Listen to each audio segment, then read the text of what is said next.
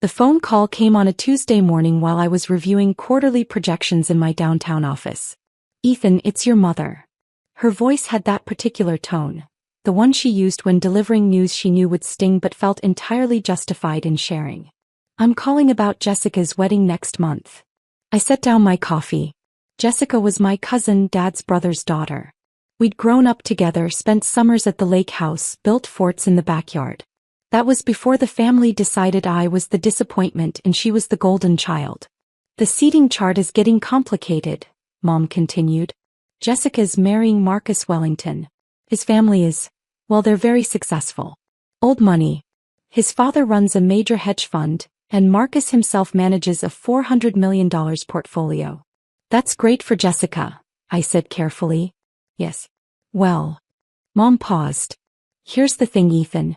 Given your situation, we think it might be better if you didn't attend." I felt the familiar tightness in my chest, but I kept my voice neutral. "My situation? You know what I mean. You're still doing that coding thing, living in that small apartment. Jessica's wedding is going to be very high profile. The Wellingtons are inviting senators, CEOs, major investors. Your father and I just think, well, with you showing up in whatever you'd wear, talking about computers or whatever it is you do, it would be awkward. For everyone." "Awkward," I repeated. "Don't take it personally.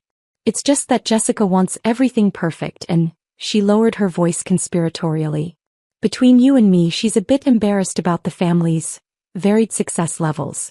You understand?" I understood perfectly. I understood that my family had written me off 5 years ago when I dropped out of business school to join a startup. I understood that they'd decided my choice to live modestly while building something meaningful meant I was a failure. I understood that they had no idea what I'd actually built. "Your father agrees with me," Mom added as if that settled everything. "It's for the best." I looked at the Bloomberg terminal on my secondary monitor, showing real-time data feeds that my company's software was processing. 63 institutional clients currently using our proprietary trading algorithms. Revenue projections for the year, $47 million. "Understood," I said quietly. "I'm glad you're being mature about this." Mom sounded relieved. "We'll tell Jessica you couldn't make it. Work obligation or something." "Sure," I said. "Work obligation." After she hung up, I sat in my corner office, 23rd floor, floor-to-ceiling windows overlooking the financial district, and wondered how long I could keep doing this. How long I could keep letting them believe I was exactly what they thought I was. My business partner, Raj, knocked on my open door. "You okay? You look like someone just kicked your dog." "Family stuff," I said. Raj had been my roommate in college back when we were both coding in our dorm room at 3 a.m., living on ramen and ambition. He'd been there when my father told me I was throwing my life away. He'd been there when my mother stopped returning my calls for 6 months after I left business school. "Let me guess," Raj said, settling into the chair across from my desk. "They still think you're broke? Not invited to my cousin's wedding. Apparently I'd embarrass her in front of her hedge fund manager fiancé." Raj laughed, but it wasn't unkind. "You know, most people would just tell their family the truth." "Hey Mom, hey Dad, remember that coding thing you mocked? Yeah, it's worth $280 million now." "I know. So why don't you?" I'd asked myself that question 1,000 times. Part of it was protection. When you have money, suddenly everyone needs something. But the deeper truth was more complicated. I wanted to know who my family really was. What they really valued. Whether they loved me or just the idea of a successful son. So far the answer was pretty clear. "The valuation closes next week," I said, changing the subject. "Series C funding. Goldman Sachs is leading. $280 million, Raj said, shaking his head. "Remember when we thought $10 million would change our lives? We were idiots. We were 23. Our company, FinTech Solutions, had started in my apartment 5 years ago. The idea was simple. Use machine learning to analyze trading patterns and predict market movements with unprecedented accuracy. What made us different was our approach to data synthesis. We developed algorithms that could process news, social media sentiment, economic indicators, and historical patterns simultaneously, generating trading recommendations in real time. The first year we made $180,000 in revenue. My parents thought I was barely scraping by. They didn't know that I'd plowed every penny back into development, hired 3 PhD mathematicians, and secured our first major institutional client, a boutique investment firm managing $2 billion in assets. Year 2, $4.3 million in revenue. My mother told relatives I was still figuring things out. My father stopped asking about my job entirely. Year 3, $18 million in revenue. We landed contracts with 6 major hedge funds. I bought a house, nothing ostentatious, a nice 3-bedroom in a good neighborhood, and my sister assumed I'd gone into debt. Ethan's probably underwater on that mortgage. I overheard her tell my cousin at Christmas. Trying to look successful. Year 4, $39 million in revenue. Forbes mentioned us in an article about emerging fintech companies. My mother called to ask if I'd seen it. Isn't it nice that they featured successful companies? Maybe you could try to work for one of them someday. I'd laughed. Then I'd gone back to work. By year 5, we had 63 institutional clients, including 4 of the top 10 hedge funds in the country. Our algorithms were processing over $50 billion in daily trading volume. We had 127 employees. Our office took up 3 floors of a Class A building in the financial district. And my family still thought I was a struggling coder living paycheck to paycheck. The Series C funding round was the final step before going public. Goldman Sachs had valued us at $280 million. The deal would close in a week and then it would be public knowledge. SEC filings, press releases, the works. But apparently that would be too late for Jessica's wedding. The wedding was scheduled for the last Saturday in April at the Fairmont Grand Hotel, a historic luxury property with a reputation for hosting society events. The reception alone reportedly cost $300,000. I wasn't invited, but I followed the preparations through my mother's increasingly frantic Facebook posts about centerpieces and seating charts. Jessica posted photos of her custom Vera Wang dress, her destination bachelorette party in Napa, her engagement ring, a flawless 4-carat diamond that Marcus had proposed with at some exclusive restaurant I'd actually eaten at twice. Marrying the love of my life, her posts gushed. Can't wait to start our future together. The comments were predictable. My aunt, you've done so well for yourself, sweetheart. My mother, such a beautiful couple. Marcus is so accomplished. My sister commented, at least one of our generation is successful. Face blowing a kiss. I closed Facebook and went back to work. The week before the wedding, our CFO Margaret Chin knocked on my door with a stack of papers. Final valuation documents. Goldman wants to announce Monday. Monday. That was 3 days after Jessica's wedding. They want to time it with the market. NYSE opening bell, maximum visibility. They're talking about CNBC coverage, Bloomberg, the whole 9 yards. I signed the documents. Sounds good. Ethan. Margaret had worked in finance for 25 years, had seen 3 IPOs and didn't mince words. Your family still doesn't know? Nope. That's going to be a hell of a surprise. Yep. He studied me for a moment. You could tell them now. Before it goes public. I could. But you're not going to. Nope. Margaret smiled. I respect that. They sound like assholes. They're my family, I said automatically, then paused. But yeah, they're also assholes. Saturday morning, the day of the wedding, I went to the office.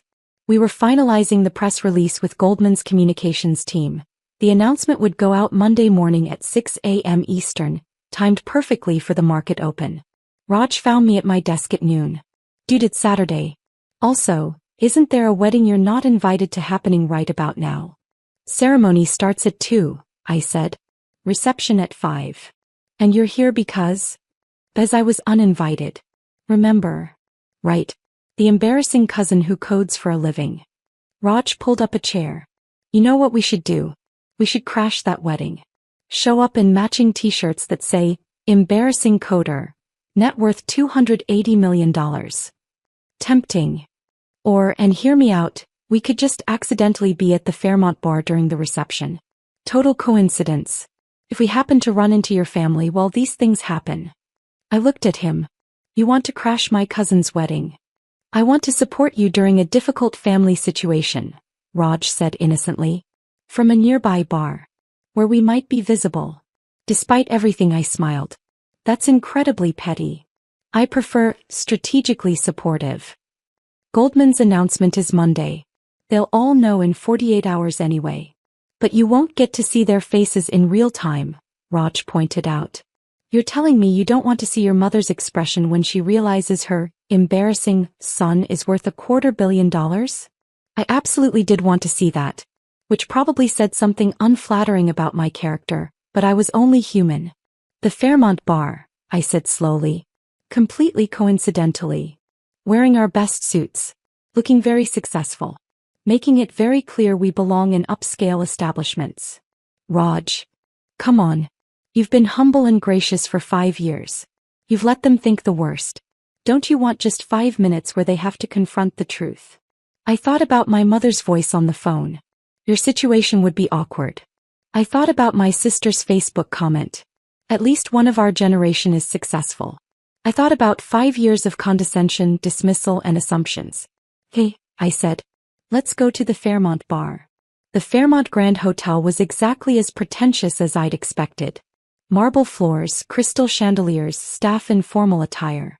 The bar was off the main lobby, elegant and dimly lit, with leather chairs and a view of the gardens where the ceremony was presumably happening. Raj and I settled at a corner table. I was wearing my Tom Ford suit, the one I'd bought for the Goldman Sachs pitch meeting, and Raj had gone with Armani. We looked, if I'm honest, like we belonged there. Scotch. Raj suggested. Seems appropriately wealthy. Macallan 25, I told the waiter. Raj raised an eyebrow. Showing off. Little bit. Through the bar's windows I could see the gardens. White chairs arranged in perfect rows, an arch covered in flowers that probably cost more than my first car. Guests in designer dresses and expensive suits. My family was out there somewhere, celebrating Jessica's perfect day with her perfect fiancé and his perfect hedge fund family. And I was in the bar drinking $400 scotch, waiting for Monday morning when everything would change. There's your mom, Raj said quietly. I followed his gaze. Mom was near the garden entrance, wearing a navy dress that I recognized from her special occasions collection. She was laughing with a woman in Chanel, probably Marcus's mother. My father stood nearby, looking uncomfortable in his tuxedo. They clean up nice, Raj observed.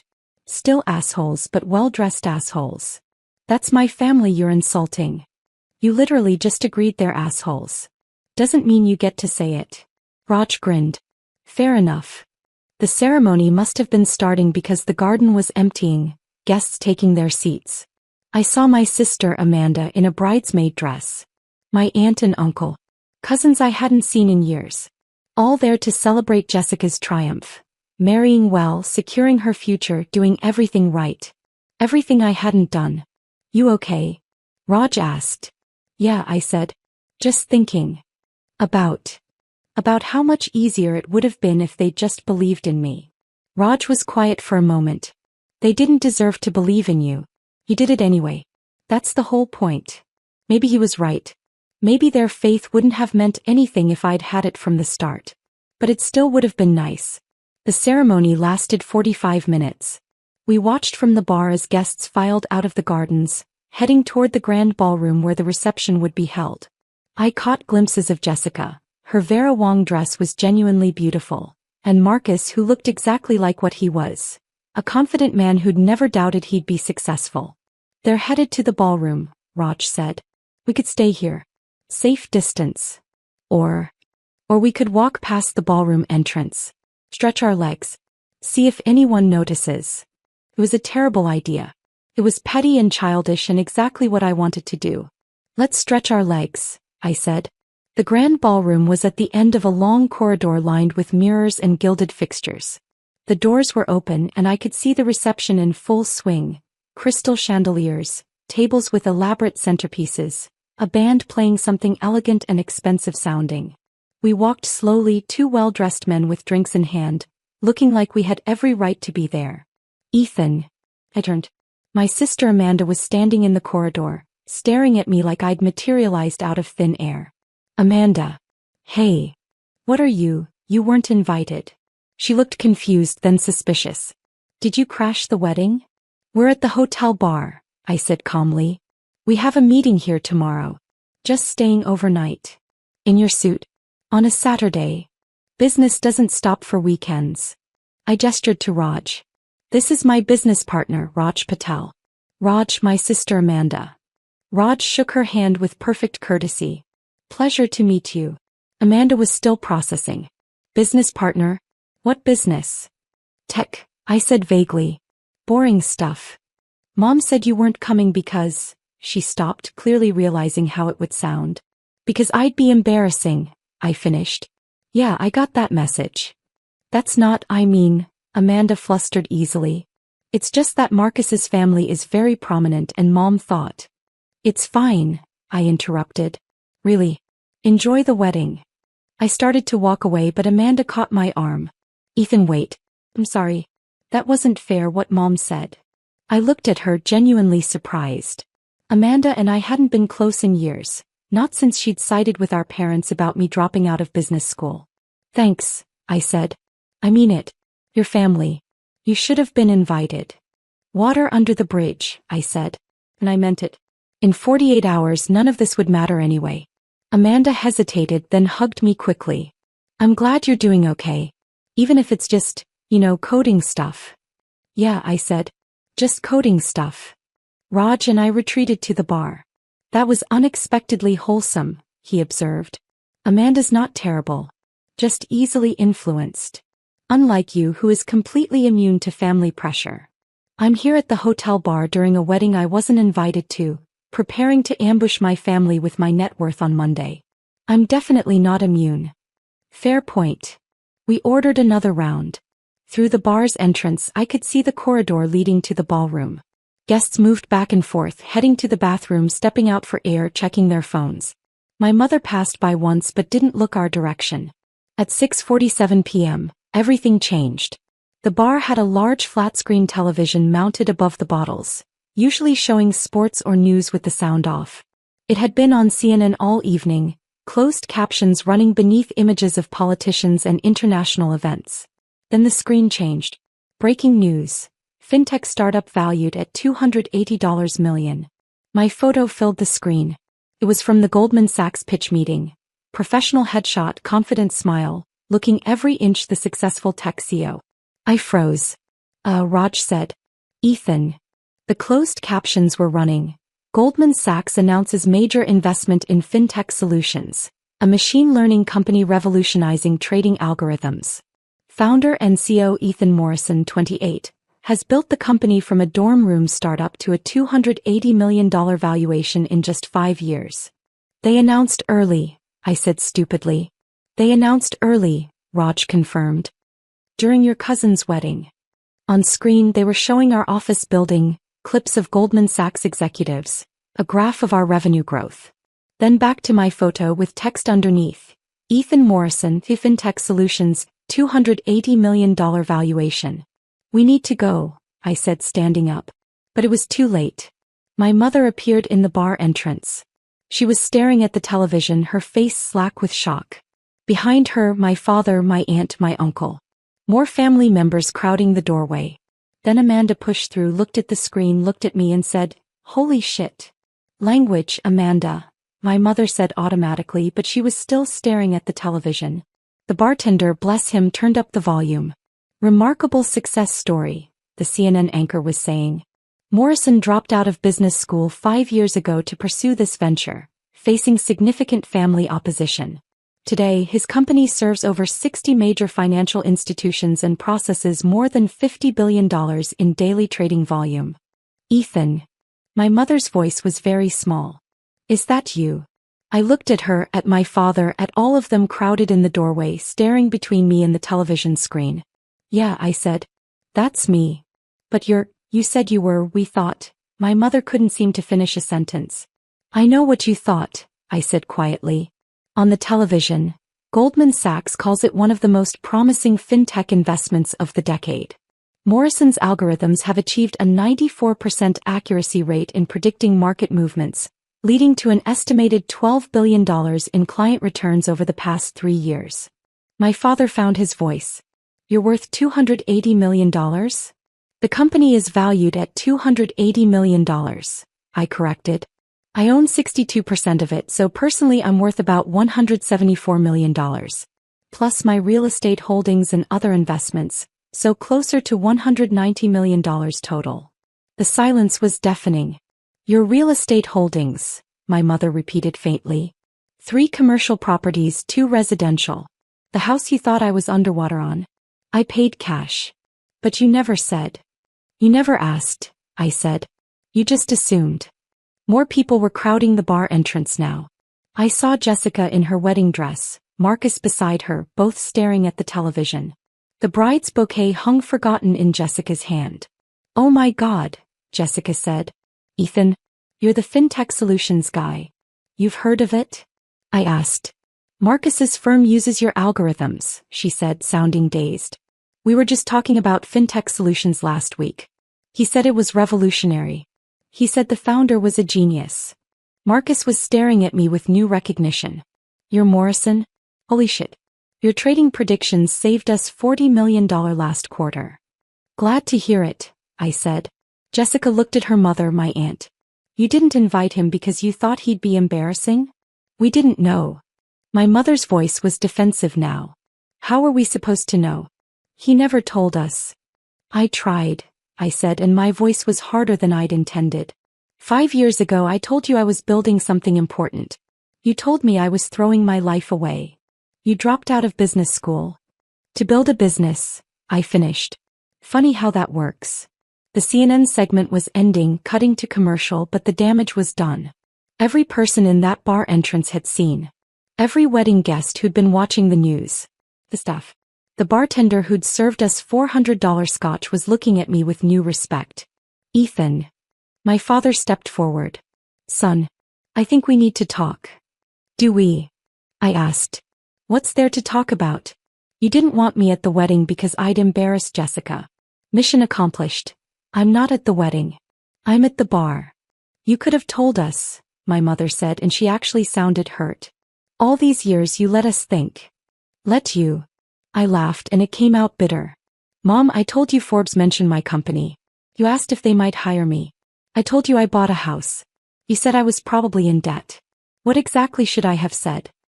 By the way, I'm worth 9 figures. Please stop treating me like a failure. We never said you were a failure, my father protested. You didn't invite me to my own cousin's wedding because my situation would be awkward, I said. What would you call that? Jessica stepped forward, still clutching her bouquet. Ethan, I'm so sorry. I didn't know. If I'd known. You would have invited me? I asked gently. Or you would have wanted my business connections? She flushed. That's not fair. Isn't it? Marcus cleared his throat. Mr. Morrison, Ethan. I'd love to discuss your algorithms in more detail. Perhaps we could set up a meeting. Of course you would, Raj said from beside me. His voice was pleasant but cold. Now that you know what he's worth. The crowd in the doorway was growing. More wedding guests drawn by the commotion. I saw Marcus's parents, the woman in Chanel looking scandalized. Bridesmaids and groomsmen. Everyone staring. This was Jessica's moment. Her perfect wedding, her perfect day. And I was ruining it just by existing. I should go, I said standing. Ethan, wait. My mother started. Congratulations on the wedding, Jessica, I interrupted. I hope you and Marcus are very happy together. I pulled out my wallet and dropped $500 bills on the bar. For our tab in the trouble. Raj and I walked toward the exit. The crowd parted for us, probably more out of shock than respect, but I'd take it. We were almost to the hotel's front entrance when I heard running footsteps behind us. Ethan, wait. I turned. Amanda was hurrying after us, her bridesmaid dress hiked up so she wouldn't trip. What? I asked more wearily than angrily. Amanda stopped, breathing hard. I needed to say, she gathered herself. I'm proud of you. I should have said it years ago, but I'm saying it now. I'm proud of you. Something in my chest loosened slightly. Thanks, Amanda. And I'm sorry. For not defending you. For going along with Mom and Dad. For all of it. Water under the bridge, I said again, and this time I meant it more. He hugged me tight and quick. Don't be a stranger, okay? Call me sometime. Let me actually know my brother. I will, I promised. She hurried back to the reception and Raj and I walked out into the evening air. "Well," Raj said once we were outside, "that went better than expected." I laughed. "It came out shaky but genuine." "Did it? You didn't flip any tables." "Very restrained." "I'm a professional." A professional with $190 million who just crashed his cousin's wedding via CNN. "I didn't crash it. I was at the bar." "Very different," Raj agreed solemnly. We stood there for a moment watching valets bring cars around for early departing guests. The Fairmont's exterior was lit up against the darkening sky, elegant and imposing. "What now?" Raj asked. "Now." I checked my watch. "Now we go back to the office and prepare for Monday's press cycle. Goldman wants us on Bloomberg at 7 a.m. All business as usual. That's what pays for the $400 scotch." We started walking toward where we'd parked. Behind us, the Fairmont glittered with light and music and celebration. Jessica's perfect wedding, slightly less perfect now but still continuing. My phone buzzed. A text from my mother. "We need to talk. This isn't over." I deleted it. Another buzz. My father. "Son, please call me." Deleted. "Amanda, that was insane. Also, you looked really good on CNN. Very CEO-ish." Smiling face with smiling eyes. I smiled and replied, "Thanks. Talk soon." Monday morning, 6 a.m. Eastern. Goldman Sachs issued the official press release. By 6:15 we were trending on Bloomberg, CNBC and the Wall Street Journal. By 7 a.m. Raj and I were in the Bloomberg studio, being interviewed about our meteoric rise and revolutionary algorithms. By 8 a.m. my phone had 43 missed calls from my mother. By 9 a.m. the Wall Street Journal had published a profile. The dropout who built a $250 million company while his family thought he was broke. Someone had talked to the press. I suspected it was one of Jessica's wedding guests. The story was too good not to share. The article included details about the wedding, the CNN reveal, my family's shock. It painted them in an unflattering light. My mother called again at 9:47. This time I answered. "Ethan." She sounded like she'd been crying.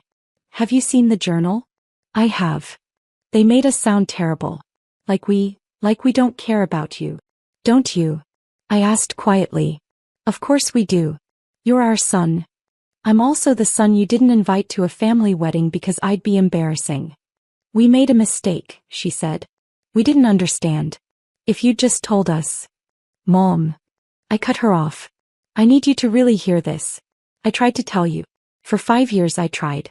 You chose not to listen. You chose to see what you expected to see instead of asking questions or showing interest in my actual life." "That's not." "It is," I said firmly. "And here's the thing, I'm not angry anymore. I'm just done." "Done." Her voice went up. "What does that mean?" "It means I'm not going to keep trying to prove myself to people who've already decided who I am. It means if you want a relationship with me, it has to be because you actually value me, not because you just found out I'm wealthy. We've always valued you." "Then prove it," I said. "Show up for who I actually am, not who you wish I'd been. And if you can't do that, then we're better off keeping our distance." Silence on the other end. "I have to go," I said. "I have meetings all day."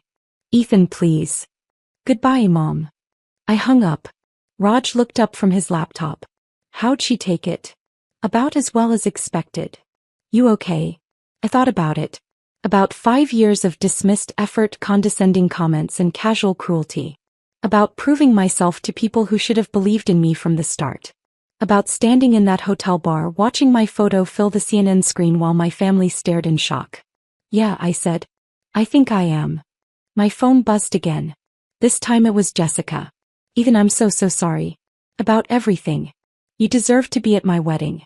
You deserve to be celebrated, not hidden away. I was shallow and cruel and I can't take it back, but I want you to know I'm sorry." I stared at the message for a long moment, then replied, "Thank you for saying that. I appreciate it. Congratulations again on your marriage." It wasn't forgiveness exactly, but it was a start. 3 months later, Forbes released their 30 under 30 list. I made the cover. The photo shoot was in our new headquarters. We'd expanded to 5 floors now with 200 employees and growing. They posed me in the server room, surrounded by the machines that ran our algorithms, processing billions of dollars in trades every day. How does it feel, the interviewer asked, to have built all this so young? Satisfying, I said honestly. But also lonely sometimes. Success is better when you have people who believed in you from the start. Did you? I thought about Raj coding beside me in our apartment at 3 a.m. I thought about Margaret, who'd left a comfortable corporate job to be our CFO when we could barely pay her. I thought about our first clients who took a chance on 2 kids with a crazy idea. Yeah, I said. I had some people. The Forbes issue came out in October. My mother called when she saw it. Ethan. The cover. You look so successful. Thanks. Your father and I were wondering, there's Thanksgiving next month. We'd really love it if you came. Would you? I asked. Or do you want me there because I'm successful now? That's not fair. Isn't it? She was quiet for a moment. You're right. That's fair. We've been terrible to you. We've been snobs and we've been shallow and we've treated you like an embarrassment when we should have been proud. And I'm sorry. I'm so sorry. I'd waited 5 years to hear those words. They should have felt better. Thank you, I said. So will you come? To Thanksgiving? I don't know, Mom. I need to think about it. Of course. Take your time. And Ethan. Yeah. I really am proud of you.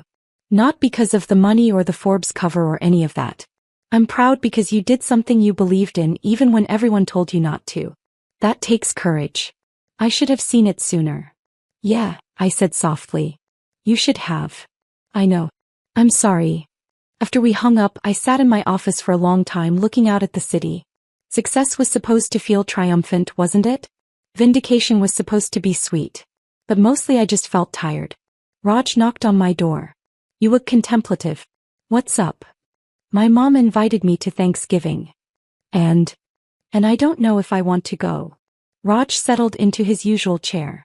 Do you want my advice? Always. Go, he said. Not because they deserve it, but because you do. You spent 5 years proving yourself to them. Don't spend the next 5 punishing them. That's just another way of letting them define who you are. I looked at him. When did you get so wise? I've always been wise. You're just finally listening. Fair enough. I thought about it for another week. Then I called my mother back. I'll come to Thanksgiving, I said. On one condition. Anything. We don't talk about my company. We don't talk about money or success or valuations. If you want me there, it's because you want me there, Ethan, your son. Not Ethan, the CEO. Deal, she said immediately. Absolutely. Whatever you want. Okay then. I'll see you at Thanksgiving. Thanksgiving was strange. My family tried too hard, complimenting everything I said, asking careful questions about my interests, treating me like I might shatter if they said the wrong thing. It was better than being dismissed, but it was still weird. Jessica and Marcus were there. She'd apologized 3 more times before dinner. Marcus asked if we could talk shop for just 5 minutes, and looked genuinely disappointed when I said no. Amanda was different. She asked about my apartment. I'd recently upgraded to a penthouse, but I didn't mention that. She asked about Raj, about my hobbies, about what I did for fun when I wasn't working. Honestly, I said, I don't know anymore. I've been working so hard for so long I kind of forgot how to do anything else. We should fix that, she said. I know a great pottery class. Very not tech related. Pottery. You get to smash things when they don't turn out right. Very therapeutic. I laughed. Hey, yeah. Let's try pottery. After dinner my father pulled me aside. Son, I need to say something. I braced myself. I was wrong, he said. About business school. About your startup. About all of it. I thought I knew what success looked like and I tried to force you into that mold. But you built something better than I ever imagined. And I'm proud of you. Not for the money, for having the guts to know yourself better than I knew you. It was the most honest thing he'd ever said to me. Thanks, Dad. I know I can't take back the things I said. The way I treated you. But if you'll let me, I'd like to try to do better. I'd like that too, I said. And I meant it. A year later, FinTech Solutions went public. IPO day, I stood on the floor of the New York Stock Exchange, surrounded by our team, Raj, Margaret, our 200 employees who'd believed in the vision and worked themselves into exhaustion to make it real. The opening bell rang. Our stock symbol, FINGIS, flashed on the screens. Initial price, $42 per share. By end of day, $67 per share. Market cap, $1.2 billion. My personal net worth, $580 million. The champagne flowed. The celebration roared. Journalists crowded around, asking how it felt to be a billionaire before 30. I wasn't quite there yet, but close enough for headlines. And in the middle of it all, my phone buzzed. A text from my mother, watching on CNBC. So proud of you. Love you so much. Another from my father. Hi son, the CEO. Well done. Amanda, you're on TV and you look amazing. Also, I'm telling everyone you're my brother. Smiling face with smiling eyes. Even Jessica. This is incredible, Ethan. You've earned every bit of it. I stood there, surrounded by success I'd built myself, reading messages from people who'd once thought I'd never amount to anything. Raj appeared at my elbow with 2 glasses of champagne. To the kid who dropped out of business school, he said, raising his glass. To the kid who believed in him, I countered. We clinked glasses. Any regrets? Raj asked. I thought about the 5 years of silence, the missed family dinners, the weddings I wasn't invited to. I thought about proving myself to people who should have just believed. Some, I admitted. But I wouldn't change it. All of this, I did it my way. That matters. Even if it was lonely sometimes. Even then. We stood together, watching our stock price tick higher on the monitors, listening to our team celebrate around us. My phone buzzed again. This time it was a number I didn't recognize. Mr. Morrison, this is Marcus Wellington. I know you said you didn't want to talk shop, but I have to ask, any chance FinTech Solutions is looking for new board members? I laughed and deleted the message. Some things never changed, but I'd built something real, something valuable, something that was entirely mine. And that was worth more than any family approval, any wedding invitation, any validation they could have given me. I was exactly who I'd set out to be. And that, finally, was enough.